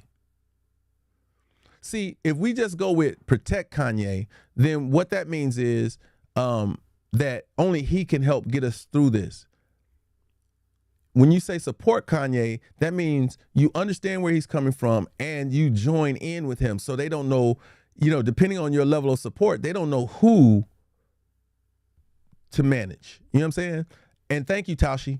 Tashi just said what I was trying to get y'all to understand. Epstein somewhere on an island chilling. Y'all don't understand. If I knew all this, what up, Brittany? If I had all this information, do you think I wouldn't have a backup to that information somewhere hidden? Why do you think they tried to bring Giselle in? Hey, does he have a backup copy to any of this stuff? Does he have, is it just us, or does he have a way of communicating that, is there something? But the fact that they control the media and they control all these things, it's a challenge to get that information out. If y'all don't think that man had a plan B, okay, y'all can arrest me, but don't test me. Y'all can arrest me, but don't test me. I would. I do, Sweet. Listen, Sweet, you tell me this. If you got dirt on just about everybody, and I mean dirt, video dirt, I'm talking about real evidence. The only way they could arrest him and then take him out is if they believe they had all of the information. If they believe they had all of it, if they was like, is this the only copy? You sure? There is a list, Tashi.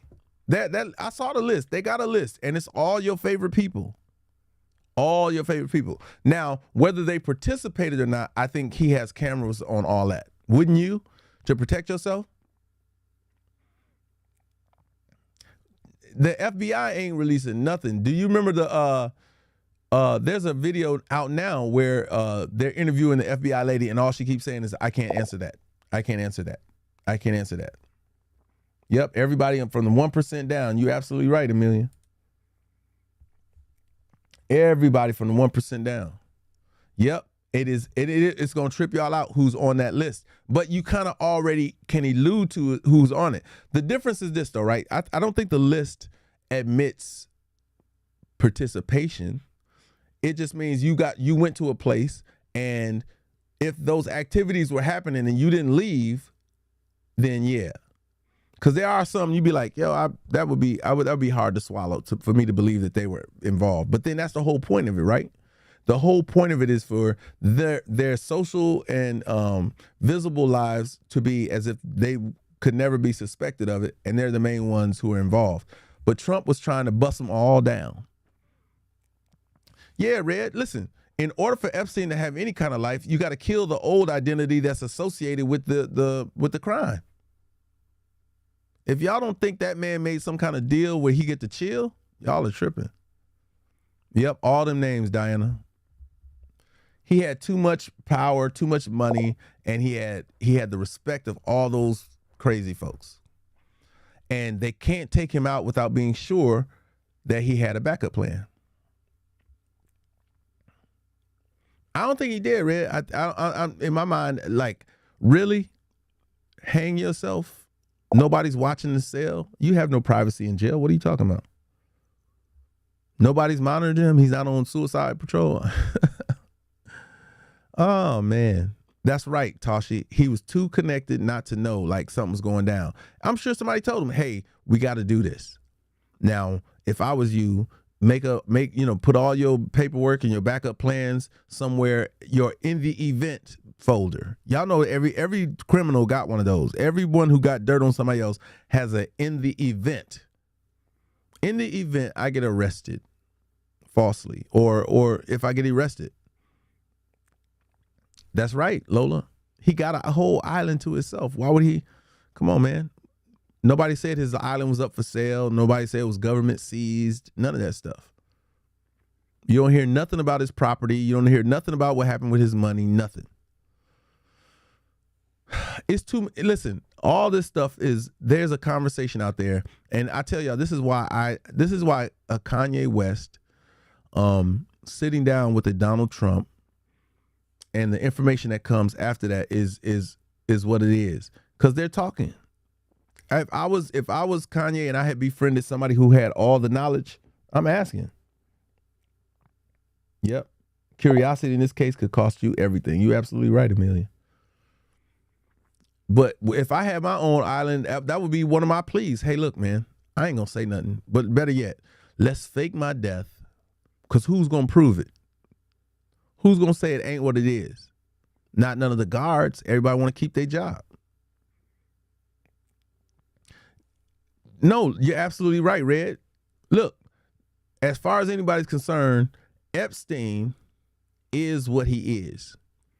But Pepstein can do what Pepstein wants to do, because nobody heard of Pepstein.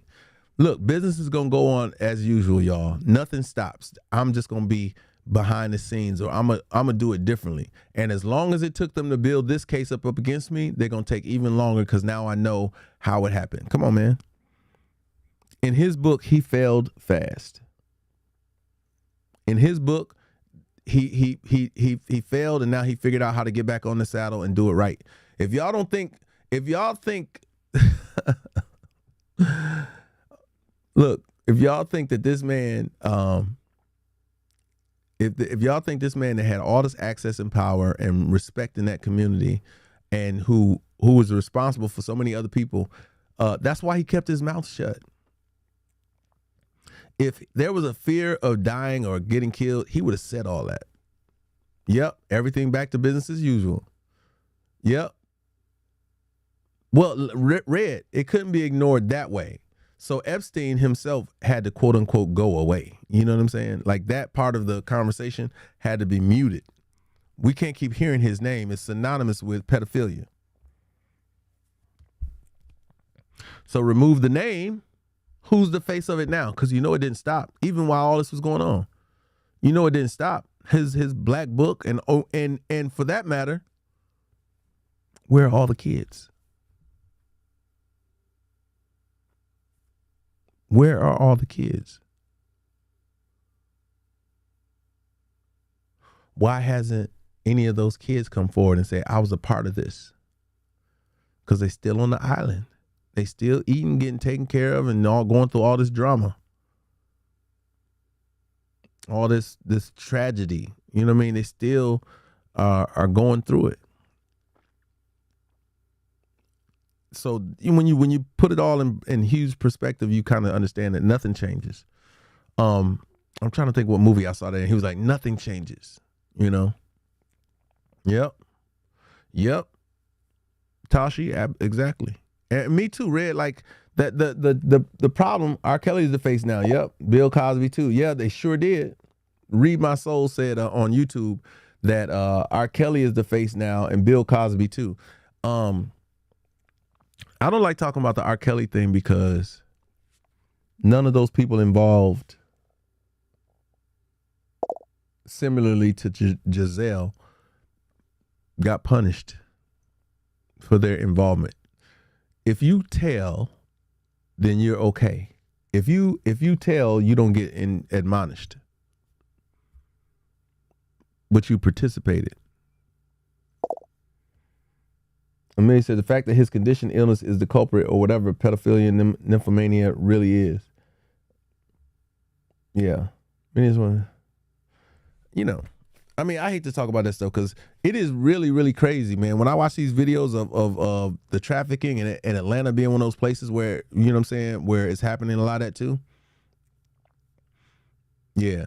They are really going for R Kelly offended somebody, or, they transfer energy or something, because I've not seen them go this hard on any individual where any money that he had on his books, they're taking away, all that kind of stuff. And I heard that, Tashi, and I heard that so many people knew about it, but nobody did anything about it. And now with this, what he's dealing with, I've seen murderers get better deals. I've seen other people who've done those crimes get better deals. Nope. Weinstein, I can't even get into that, because we know that one of the things that we talked about the other day was the disproportionate sentences that black people get in comparison to white people. You know what I'm saying? And Weinstein is a prime example of that, and he's Jewish. So we already know he's going to get a slap on the wrist. He's influential, he's rich, and he's Jewish. Hey, Mary, this is a lifestyle R. Kelly and Bill Cosby took the flack for. Yep, something that is their culture. Those women mothers were in those houses. That you're absolutely right, Marie. You're absolutely right. They do make us the face of it, Reed. Listen, that's the part about the R. Kelly situation that pisses me off, is that the difference between the Epstein and Weinstein situation is they tried to do things privately or whatever. R. Kelly was, like Tashi said, everybody knew what R. Kelly was doing, and people actually offered up their kids or whatever they did. They put their people in harm's way, and they benefited from it because he made sure he looked out for them financially. And then all the people who told got paid for their role on the TV show. Y'all know that, right? They got paid for the documentary. They got paid for the documentary, and they got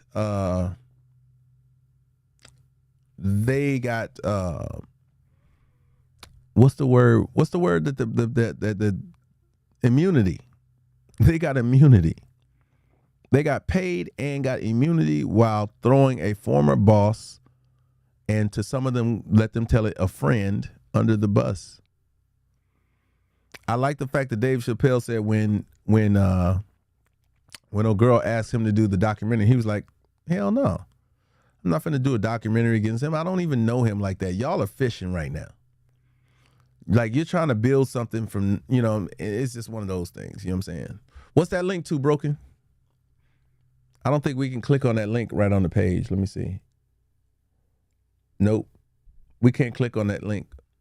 The parents should have went down. The handlers should have went down. Anybody who opened the door for those little girls to go in any room should be part of it. No, I mean, we don't. We don't talk about Beautifully Broken. I mean, Tashi says we don't talk about his molestation, the things that led to it.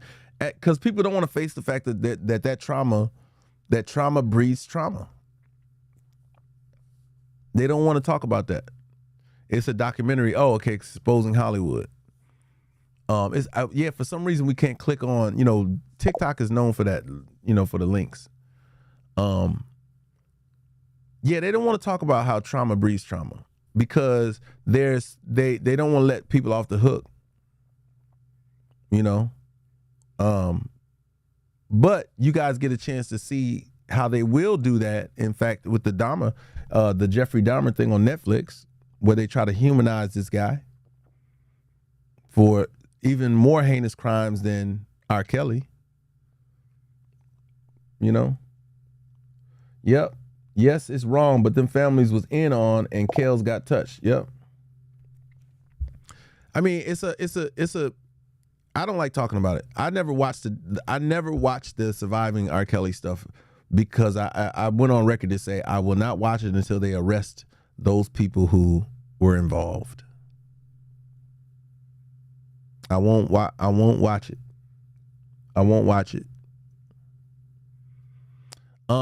He's supposed to be getting his own Parler. He's supposed to get his own thing on Parler, but here's the thing. It's never the same It's never the same, Red Fox. I mean, is that Red who asked that? It's never the same, Lola. It's never the same. So people don't typically like going to other platforms, especially when, you know, TikTok and Instagram and all these major platforms have it dialed all the way in.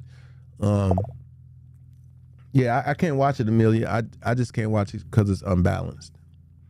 Yeah, I didn't watch the Dahmer thing either. I'm not interested in the narratives that people are trying to spin. You know what I'm saying? Like when I think about those documents, unless you're outright saying Dahmer, and the fact that the LGBTQ community wanted their label taken away from the Dahmer thing just added more bad taste to it to me, because we know that he was gay. We know that he attacked only men, and we knew that he was only attacking black men. You know what I'm saying? Like, and the fact that that is, you know, they didn't want that associated with their brand is bothersome to me.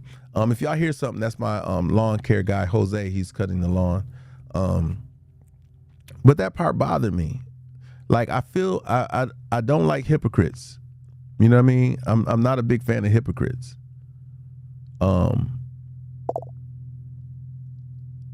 I don't think they try to humanize him so much as show why he was the way he was. But that is in fact doing it, right? When you say, I need y'all to know his history to understand why he's doing it, you know what I mean? That's what it is. I mean, yes, Red Fox, there's just two ways to look at that, right? If you want to hear the story, you got to include the victims. You can't tell Jeffrey Dahmer's story without including the victims. You know what I mean? And because it's from his perspective, he doesn't have to ask permission to tell his side of the story with their involvement in it. What they should have done was, you know, the fact that it's not a compelling story that people want to hear, the story of the victims. I mean, I'm sure you can make a documentary that's called Surviving Jeffrey Dahmer. The people who, you know, lived with it or dodged a bullet from being involved with him, they could have done that as well. There's a way they could have benefited from that conversation. But that's just a matter of being smart and savvy when it comes to how people market and promote these tragedies.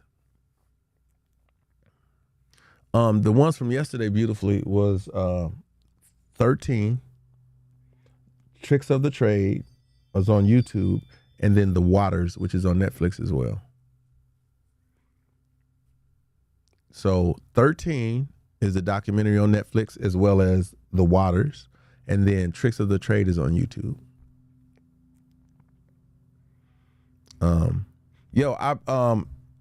So we got a couple more minutes here. I couldn't find Tricks of the Trade. Let me see if I can find it.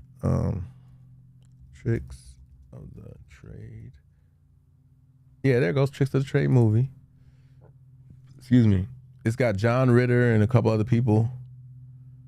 It was made in 1988. Let me go to videos and see if it doesn't pull up. Yeah, so watch Tricks of the Trade. You can watch it on Tubi.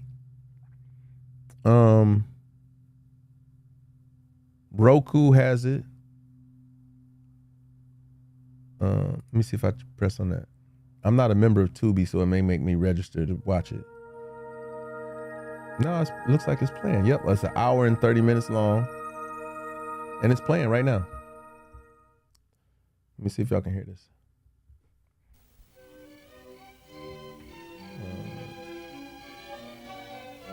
Can I do that?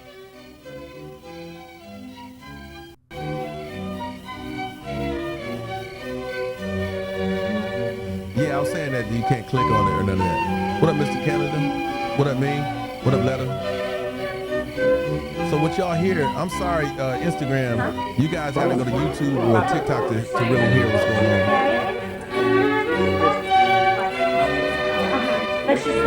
So do I still have, yeah, okay, cool. Really? I'm just saying So it's playing for me. I just clicked on, that is Tricks of the Trade. I just typed it into my search. And then I went to I'm on a Mac, so yeah, 13 Tricks of the Trade and The Waters, like WATERS. Yeah, but I clicked on it. It was nothing, so I went and I put it in the search menu on Google, and then when it pulled up all the listings, I saw the one that said Tubi, which was at the top, and then I pressed videos, and then I pressed on it, and it started playing. So there was no signing up, nothing else I had to do. I could just watch it right off the rip. And then let me see, Tricks of the Trade. What's the other one? The Waters.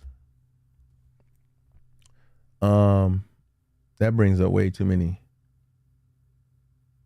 options. Okay, there it is. The Waters on YouTube. This is short. This can't be the same thing. Cause it's like, okay, it's 50. No, that says a mixtape. That's not what I'm talking about. The Waters. No, I don't. Let me see. This is all music stuff. So the Waters thing I don't see. Marcy, when it comes to NBA, NFL, and the music industry, those kids that make sound mind decisions can condition with AU, combine, etc. But in music, Tricks of Trade, you do not know what you want. I hadn't seen it yet, so I'm gonna watch that Tricks of the Trade joint so we can have a discussion about that too. But I hadn't seen it as of yet. I'm using the Shure. This is a Shure microphone, Mr. Canada. I use the Shure, but I have another one that I like as well. It's a Rode microphone. Is this what Yeah, but this is the Shure joint. It's about $4.99. The Waters is on Netflix. Let me check that out.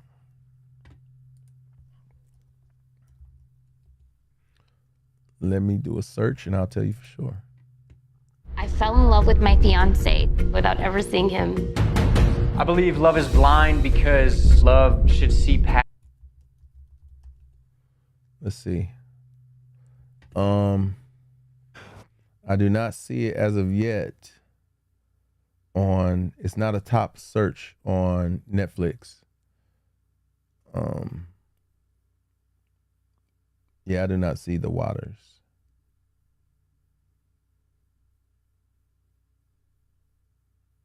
Yeah, I don't see The Waters on Netflix at all, Teray. But I'm also using the Rodecaster Pro, Mr. Canada, which also helps with, shaping the sound, adding a noise gate, EQ, all that kind of stuff. So listen, man, it is 12:33, October 19th. I want to give a shout out to everybody who hit the like button on all these platforms that I'm live on. I want to thank everybody for the conversation. That's what really makes our show Bite to Eat really exciting, is the fact that we're having a conversation, and we start someplace and it may not be where we end, but I enjoy the whole ride. I hope you do too. I hope you enjoy the ebbs and flows and the discourses that we have, but also the commonalities that we're all being able to share. Need to leave. Thank you. Yeah, I'm leaving too, Mary. Mary, I want to give you a big shout out. Thank you for blessing the Cash App, and for any of you guys who have bought live gifts and done that. I did not do a live goal today. I just leave it open for you guys to support the channel in any way you can. Anybody on Instagram that have bought badges, anybody who's been on my YouTube, you guys just being there does a lot. Just watching the show, and you guys the same, having watching the replays and all that makes a huge difference on my YouTube channel. But those of you who have bought super likes and super chats, that always goes a long way as well. Anybody who has converted their social digital currency into actual currency, thank you so much. You guys always are showing up and supporting and keeping this thing live and appreciating my time, and I appreciate yours as well. This is not goodbye. I will see you guys. Okay, Watching the Waters by, it's called Watching the Waters. Let me put that down. Watching the Waters. All right, let me search that real quick before I get out of here. Let me see Watching the Waters.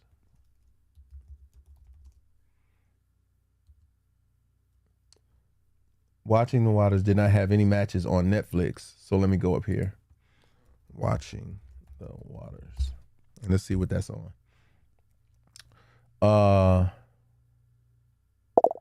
It looks like it's episodic, but yeah, it looks like it's episodic, y'all.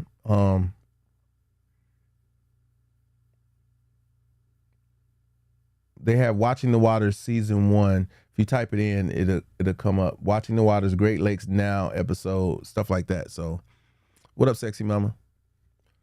Well,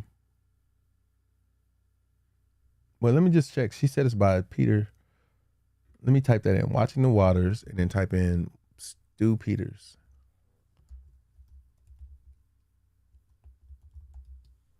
And see what we got. Oh, so radio host Stu Peters, Watch the Water film ridiculously. It's a documentary. You could do it. It's a TikTok search. What is that? Stu Peters, Watch the Water's documentary. Wow, it is here. People watch the water on the Stu. So they have it on Facebook. Let's see what this is about. I'm almost never on Facebook, y'all. What up, Dub?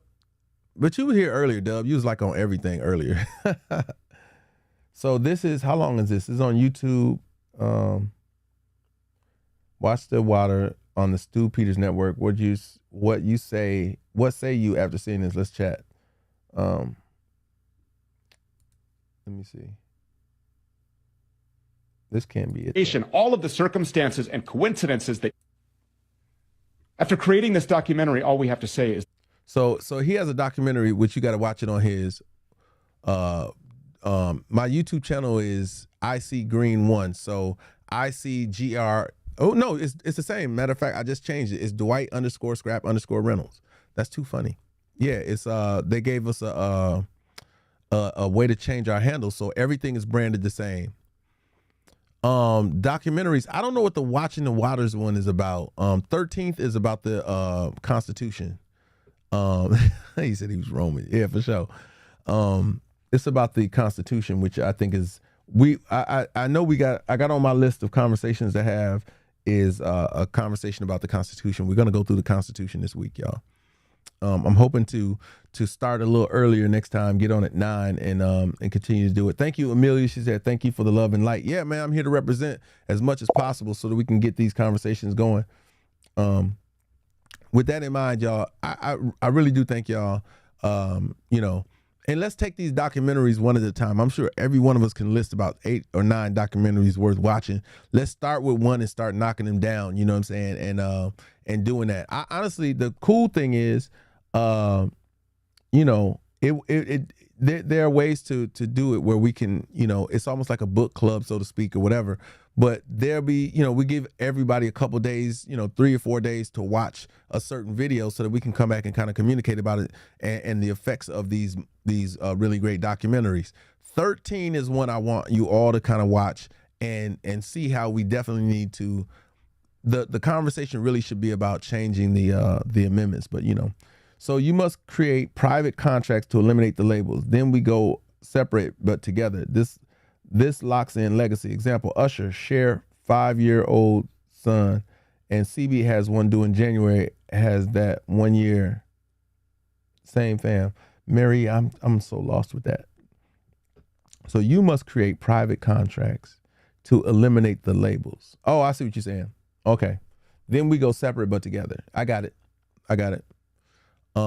Yeah, man, Tasha, I know 13 pulls in my heart deeply. Yeah, yep, Lola, 13 is hard. 13 is hard, man. 13 is hard. I'm gonna rewatch it, just for the sake of conversation, but it's hard. It's hard to get through. Because we're in it still. Like it's not the kind of documentary that's like on some past stuff. It's like a wave. You know what I'm saying? My guitar right there, they're all behind me.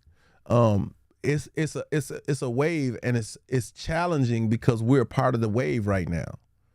And it does provoke you to have to show up and do something. What up, Rose?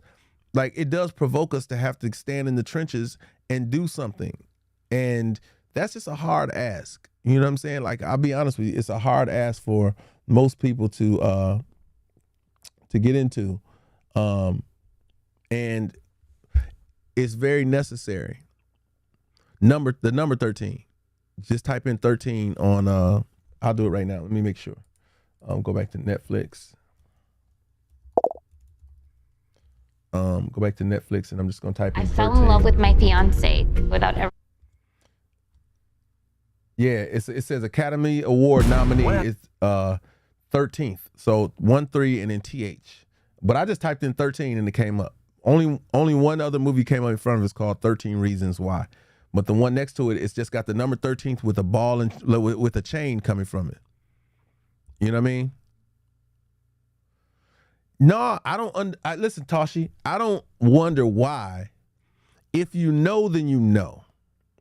The most powerful people on earth, and this is no shade to any other race or whatnot, is black people.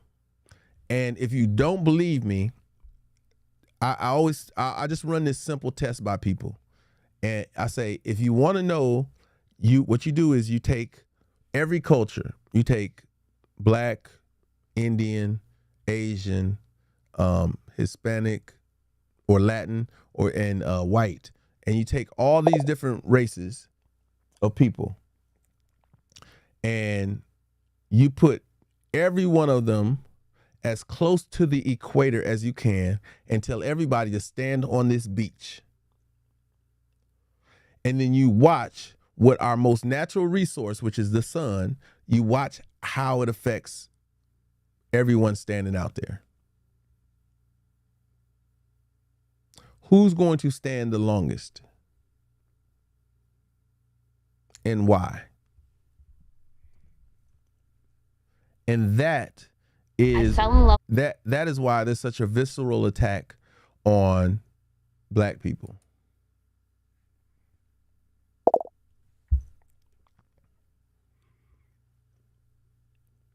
I can go down the line and tell you who's going to go out first and who's going to be last man standing. Now, that's just me giving you like the quick and easy understanding is for our most natural resource, which is the sun. I'm just saying, so y'all understand how I think. Now, you take that and couple it with our physical ability to not be challenged by so many things in the world. Listen, our bodies are so ridiculously designed that we can talk about Henrietta Lack, where she's cured different cancers based off of her cells, where they're trying to figure out how to inject those cells into other nationalities so they can make a stronger human. I can slap my arm. You can slap my arm as hard as you can. Pow. And guess what? It won't leave. Evidence that you slapped my arm. But every other race of people that you slap their arm, what's going to happen? It's going to leave a bruise. It's going to, I'm just trying to help y'all understand that there's the design of African people is unique to us in such a way that others are intimidated by it. And then there's this other part that we're the only race of people who can birth every shade of person. Not only that, when you add a black person to the mix of creation, that creation becomes black. Black man, white woman, black baby. White man, black woman, black baby. Asian woman, black man, black baby. Asian man, black woman, black baby. It's unescapable, the strength that is in our DNA. That DNA leads to knowledge, power, and ability. So the one thing that we've allowed the world to exploit, though, is our strength. Whether it be in football, whether it be in basketball, baseball, whether it be in singing, whether it be in skating, whether it be whatever it may be, our strength is in our ability to move around. But they don't want you to know that our strength is really in our intelligence. That's why you don't hear about all the inventions that we've created. That's why you don't hear about all the processes that we've developed and entered into society. That's why those things are shunned. That's why those things aren't a conversation. That's why they want to put race theory in schools so that you don't hear about these things. They don't want the word to get out, and we don't do enough. The knowledge is in the books. Like if we actually research the power that we have, then it would strengthen us in such a way that we would move differently, and they don't want you to move differently. That's why they keep trying to cut off the heads of the body, which, you know, the Malcolm X's of the world, the Martin Luther Kings of the world, the you know, I include in our generation the Colin Kaepernicks and the Kanye West and the brother Ben X's and those people. You know what I'm saying? That's right. They knew the knowledge was in the books. The books are the historians. The books are the real historians of this world. The books are written, and if you find the right books and if you dig deep enough, you'll find the truths that they've been trying to hide and that they are hiding in plain sight. So it's no one's fault but our own. They will tell you, I didn't try to keep this from you. I only put it in a place excuse me. I'm not trying to keep this from you. I'm just putting it in a place that I knew you wouldn't look. I'm not trying to keep the knowledge from you. Actually, I put it in plain sight. I put it in a place called library. That's where all the facts are. If y'all don't know it, I'm gonna tell you right now. All the facts are in the library. You just got to know how to look and how to dig for them. And you gotta know that you got to go back in history. These books that were written before technology got its hands on it has all the facts. That's why even when I when I do a search on Google, I type in the years before the dumb stuff popped off. That's why Donald Trump said, go back and type in hydrochloroquine for 2005. Because going past that, they've changed the narrative. And they can't get to all of it. So you got to dig and get what's available. But if you go to the library, all of it's right there. Everything that we talk about and do is in plain sight, more so now than it's ever been.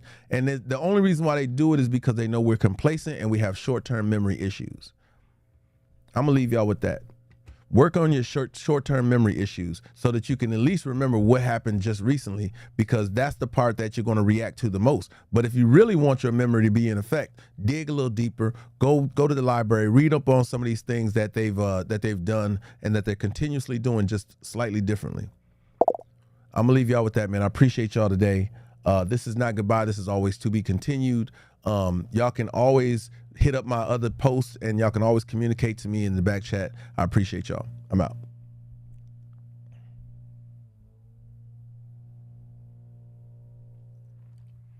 All right, y'all. YouTube.